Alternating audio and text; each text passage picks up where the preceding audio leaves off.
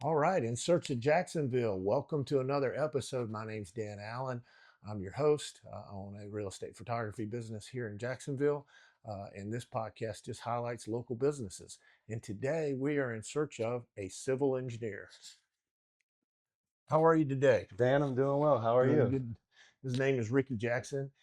He owns a local civil engineer business called Legends Engineering. And tell us a little bit about what you do. What does a civil engineer do? Yeah, we do a wide range of things. Our main focus is commercial and residential development. We Okay. like to really focus on small to mid-scale size projects. So on the residential side, it's 100 units or less, plus Okay. or minus. And then on the commercial side, we like to stay around 5 acres or less. Okay. It's a really good sweet So you spot like for you like us. more smaller projects, not a Yeah, huge. You're not being doing like, let's say, a Nocatee or exactly. something, or a silver leaf. Yeah, Right. exactly. It's not that we can't do it. We just found that it was like kind of eating a hamburger in one bite, and we Right. wanted to focus more on these smaller projects. Sure.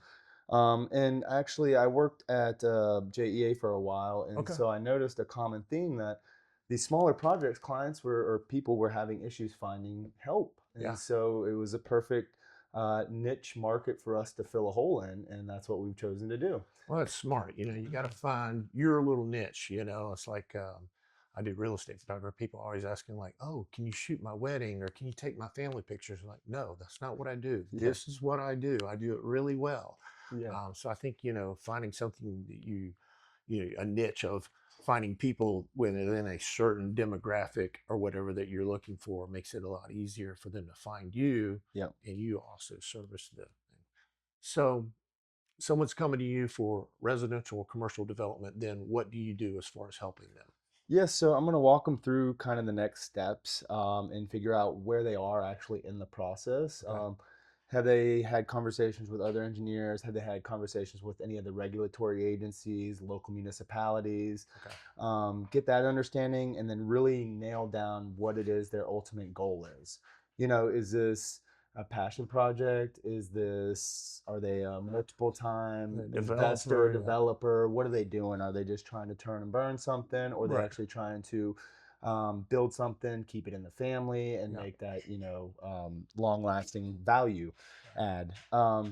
So the first step would be to understand their main goals within the project, Yeah. and I guess you then got to figure out, like, what are we trying to do with this piece of property first? exactly. And then I need to determine, okay, what's the feasibility of actually doing that? And so that's when I'll have kind of some soft conversations with those agencies that are going Sure. to be involved, and then kind of walk through the process of, hey, do we have any wetlands on the site? Are we in Yeah. a flood zone? Right. What kind of information do we currently have? Do we have a survey? Do we have soil reports? Really, a lot of those things that I'm going to need to bring this thing through to completion. Gotcha. But that's really how, Now, yeah. those things that someone needs to do before they come to see you, or is it they come, we have the conversation, and then you say, okay, go find an environmental scientist to do a wetlands or a soil survey of some sort, and then with that information, then I can help you more. Right. No, they don't necessarily have to go find out all that information. And actually, one of the things I really love about this is being able to help anyone come in and say, "Hey, Sure. look, here's who I would recommend to get in contact with." Very much like a BNI network group where we are able to refer a lot of people. I have a Right. lot of folks within this industry that can help us throughout the entire process of the Sure. project. So you don't have to have all that. I appreciate it when individuals do or when Right. companies have all that information. It's awesome. But I'm happy to introduce people within my network Yeah. and then also walk them through that whole process. So then it's just an informed client individual is Right. just that much happier in the long run because then they understand why it is we're doing what we're doing and Okay. who we're having to do it for. And then now, as a civil engineer, is my understanding. You correct me if I'm wrong. Like, you're handling everything from basically the foundation down. Is that right? Like Yep. the road structure, the sewage, the where the power lines are going to come into, where the water lane, how are you getting water to this Yep. facility? How are we going to drive? Whether it be a driveway or a roadway, and all those type of things. Is that correct or is No, that right? that's exactly it. And one other thing to add there would be our stormwater. Okay. So Yeah. Just like you said, how the road's going to be built, how are they going to be configured, how are we going to move throughout the property, how is that going to interact with the actual facility itself, Right. how are we going to get water to the facility, how Right. are we going to get water away from the facility, meaning, the Right. sewage. Right. There's a lot of options when it comes to both of those situations.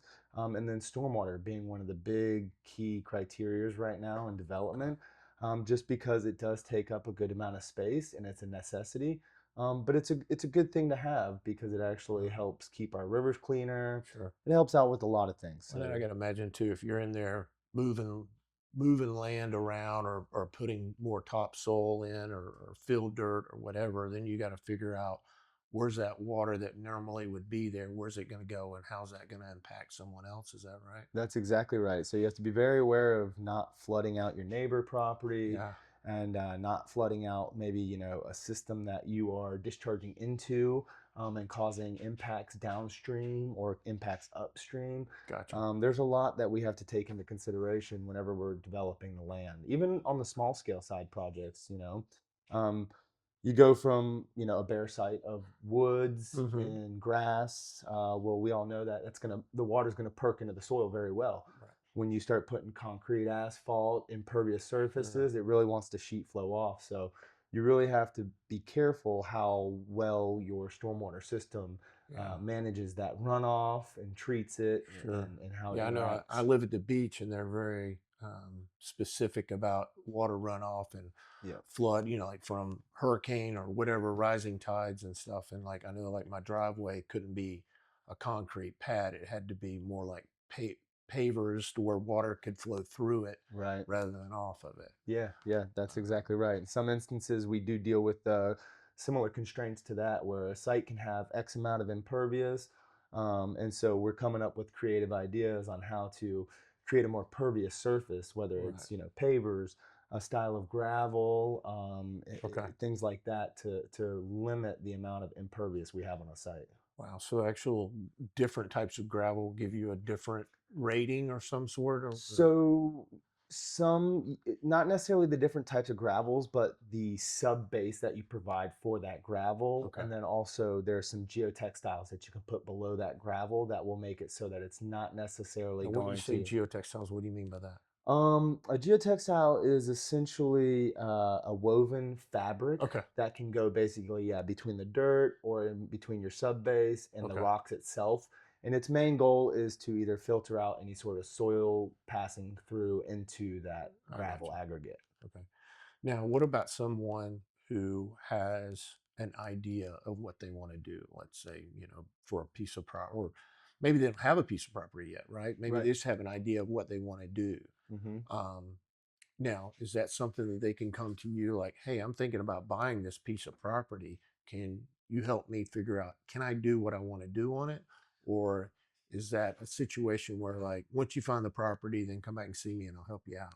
Which, No, yeah, we love helping clients out as early in the process as possible, and that does include actually land selection. So we will okay, go through the process with them, understanding, okay, let's say we want to do a daycare, right? And we need the facility to be 5,700 square feet, okay, size roughly. And we're looking for these sites. We're going to need this amount of parking. right, With that, I'll then understand, okay, our stormwater is going to be about this big, take up this much land. From there, I can say, well, we'll need about an acre of land, okay? okay, And then at that point, we can start working through parcels that the client's found. Now, we generally don't go out and look for the parcel. We right, will allow the client to go look for the parcel and right, then bring it back to us. And absolutely, we are happy to help with kind of a feasibility study to see if all of our boxes can kind of fit inside that parcel or if right. there's wetlands kind of Yeah. limiting our movement within that parcel. Yeah, imagine if you had three different properties that you were looking at, and one of them was wetlands, where the other two weren't. You're like, well, you're going to have to go through, you're going to spend a lot more money trying to make this piece of property work as opposed to these other twos.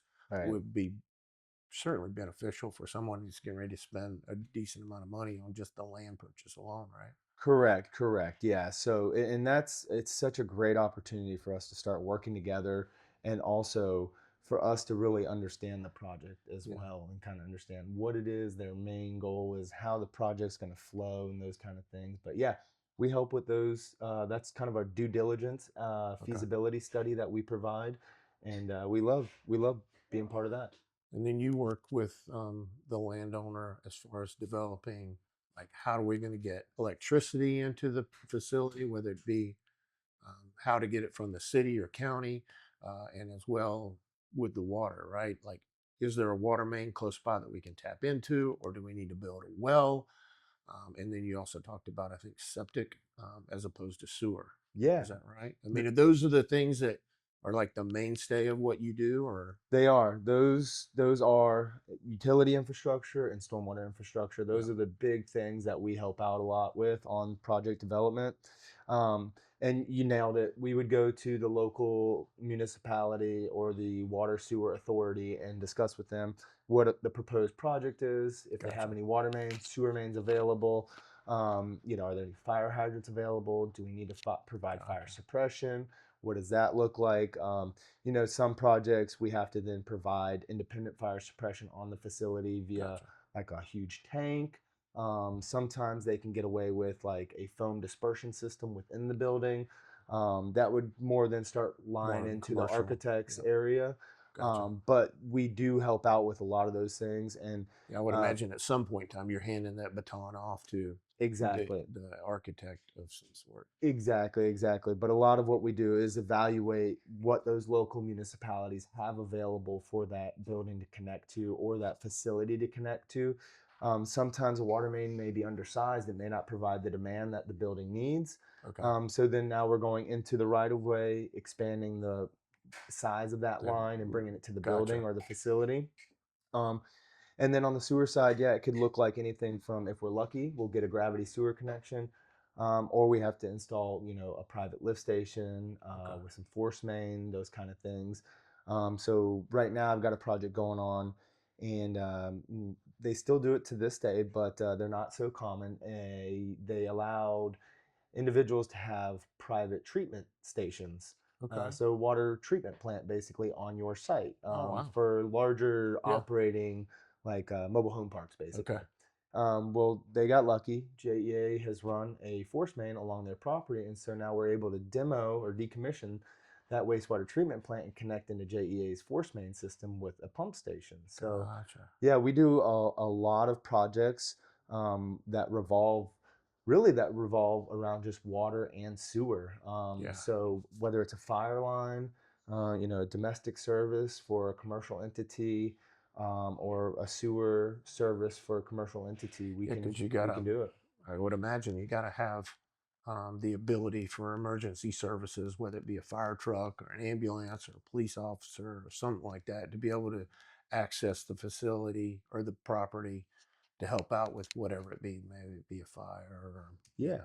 No, that's exactly right. And so a lot of this stuff that we're designing to is going to be very code compliant and Gotcha. all governed by all of our fire codes or Florida building codes, things like that. So it's all an absolute necessity. Now, what about let's say a commercial property, right? Let's say I'm going to build like you said, a daycare facility, right? Um, Obviously, the architect's going to handle the building, but you talked about parking. You would actually handle, like, all right, this is where you're going to put your parking.